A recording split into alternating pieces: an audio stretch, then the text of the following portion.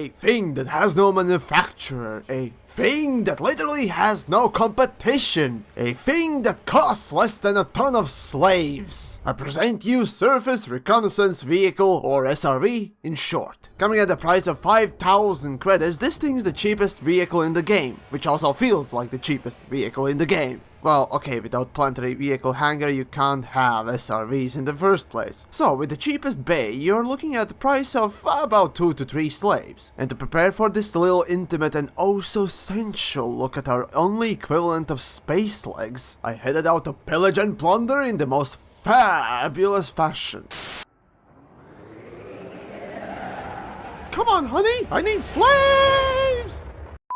Anyways, that's how I got Greatest here to sponsor this little endeavor. I am here voluntarily and TheYamiks is a very nice person. I consider myself fortunate for the opportunity to present this excellent piece of planetary exploration and prospection technology to you today.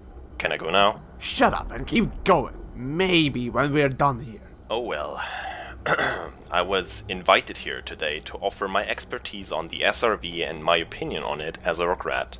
What's a rock rat? Oh, we did prospecting and shenanigans during and after the Distant Worlds expedition, before that firmware update for our scanners came through that now lists the materials on a planet straight away after just a surface scan. So, you're obsolete now. Hey, shenanigans are still important. They uphold crew morale and stuff.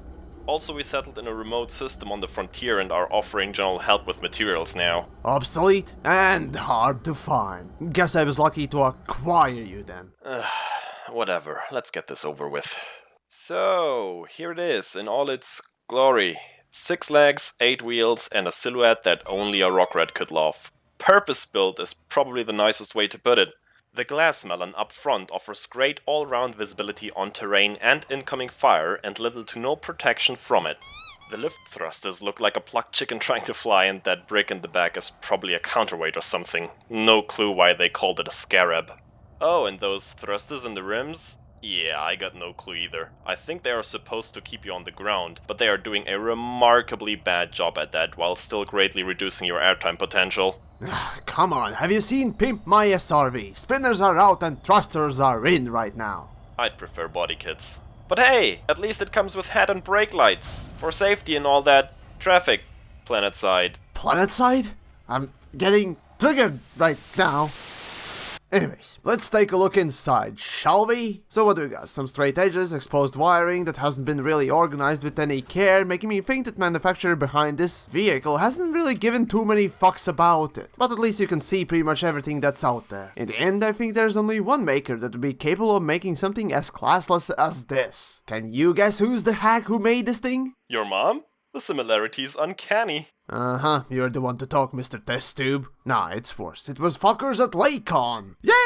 I mean, sure, there's no concrete evidence about this, and currently Mr. TheYamiks is talking out of his ass. Spewing shit all over the floor, walls, and even ceiling. But come the fuck on. Lakon made this thing, and I'm guessing they are too embarrassed about its poor performance, looks, or both, so they don't even want to put their name on it. And they made Asp Scout with some kind of misguided pride. Seriously, the cockpit tells you everything you need to know about the maker, and there's no mistake. Lakon made it. Yes, it's functional, and yes, you can see very well out of it. It's so fashionless and simply made, it had to be them. Oh, and as I start digging through its components, I discover multiple Lakon repurposed materials, so there's no doubt. But putting the horrible looks aside, the performance of this thing is just interesting, to put it mildly. What has annoyed me the most when it comes to this 6-wheeled mobility scooter is this particular pose. Without using thrusters, you cannot dislodge this thing, and this is fatal. Seriously fatal flaw in the design. And to me tells that whoever had hand in designing this thing was so incompetent that such a thought of ever flipping over never entered creator's mind. Well, it flips like a fuck ton a lot. And I don't want to dismiss my fucking ship to get unstuck. Fix this shit, you assholes! In the script here it says combat performance. Maybe you should get back to that and leave the difficult stuff, like driving in a straight line, to the professionals. Oh, right. I was supposed to talk about that.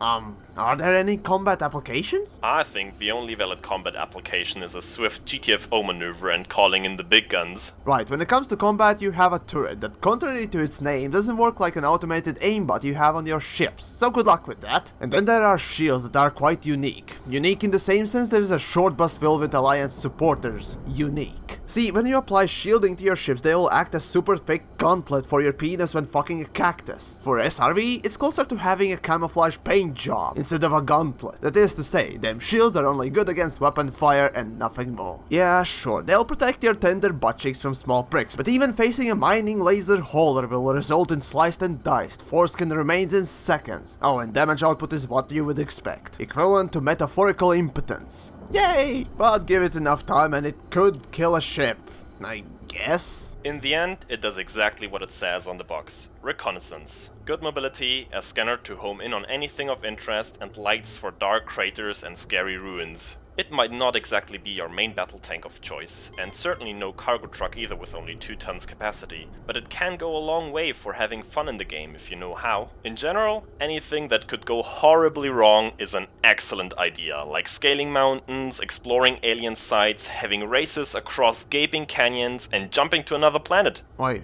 what? No, seriously. I even survived the landing. I just bounced back into space. Some pro tips to get the most out of the Scarab. First, never drive anywhere. Kinda counterintuitive, I know, but the quickest way to get around, especially on low G planets, is to constantly use your thrusters and fly across the surface. Full pips to engines gives you longer airtime, and slopes in the terrain let you lift off and touch down more easily. When you have to drive for a bit in between, use flight assist off. It will change your throttle input from absolute to relative and lets you go about 10% faster. Just never, ever hit a pebble. Even if it looks like you should be able to drive over it, it will devastate you, I promise. Should you occasionally come down a bit harder than originally intended, tilt the SRV forwards and impact with your front wheels first. Up to 100% more survivability guaranteed! Since the SRV has no yaw controls in mid-air, even though those rim thrusters should clearly be able to provide that, you want to use roll and tilt controls to correct course and orientation before your next impact instead. And last but not least, embrace the tumble. It will happen. Just roll with it. Right then. Is SRV good? I don't know. That's the thing, we've got only one vehicle and no alternatives, so the only thing I can compare it to is a mountain of discarded medical waste or the feeling of suffocating in vacuum. Until something else comes along, this is the only thing we can use. So for me, SRV is more like a sanguination in medieval times. Haha! I'm out of here! So long, sucker! Oi, where do you think you're going? Oh no, not again! Belly flop!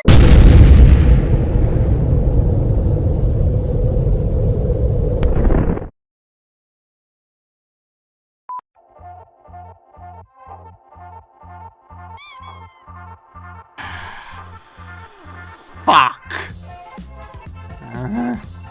Yes, in front of me with your ass. I need your ass. Come on. Oh. Yes, align your ass. Already again? Yes. I didn't bring any lube. Well, too bad. I'm going in dry. Take a run up. We need more explosions. Michael Bay. So I'll just floor it. And yeah, go for it. Ah, no, you can't. Dude. Nope, that didn't work. That actually bounced me back. I have to avoid that. I have to. Ah, my camera! You're just scoping it. Sorry, I don't know where. Okay, and splat. Okay, you're off the screen. And I'm off the canyon almost. Oh no! Oh, okay. God. Okay, made it. Okay. Well, take number 3.